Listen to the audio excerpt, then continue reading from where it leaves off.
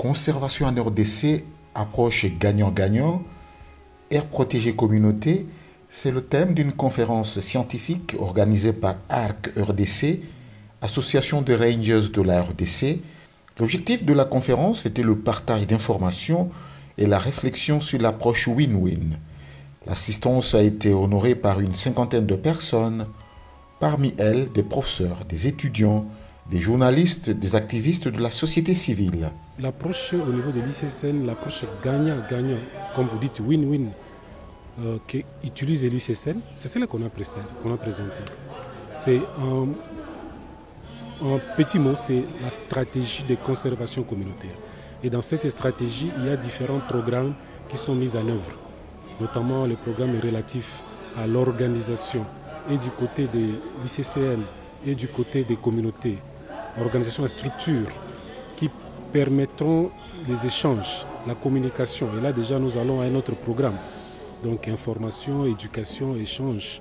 Il y a aussi l'accès et le partage de bénéfices, parce que nous sommes actuellement dans l'approche de conservation. Ce n'est plus ce que nous avions par le passé, l'approche de protection où l'homme était en dehors de la conservation. Maintenant, l'homme intègre la conservation. Qu'est-ce qui peut constituer les bénéfices réels des hommes, notamment ceux qui sont tout autour des aires protégées? Le désordre ne profite à personne. Son discipline, c'est le cercle vicieux. La réussite de l'approche win-win doit être une affaire de tous. On peut tout faire, les aires protégées ne se porteraient mieux qu'avec la sécurité. C'était l'avis du professeur Célestin Danadou, spécialiste de l'étude de poissons à la faculté des sciences de l'université de Kisangani. À la fin de la conférence, le journal a tendu le micro à deux étudiants. C'était très capital pour moi de comprendre comment cette institution considère la nature et s'occupe même de sa protection.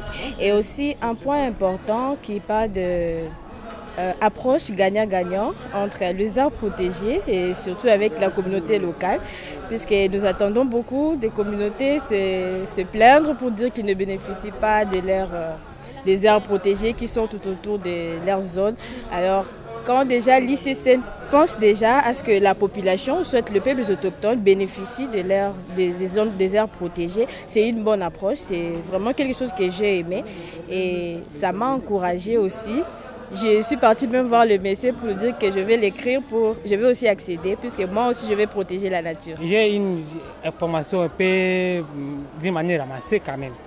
J'ai une information, mais les éco-gardes sont tentés de subir des menaces qui ne sont pas les leurs parce qu'ils sont tentés de protéger des parcs, des réserves. Mais les retombées des menaces reviennent toujours sur les éco-gardes. Sinon, il faut rapprocher les cocos avec la communauté locale et les éco-gardes. Chaque fois qu'il y a une cohabitation pacifique, que la communauté sache aussi leurs avantages et aussi les pays doivent aussi protéger et donner beaucoup plus de moyens aux éco-gardes. C'est ce que moi je pourrais dire ça.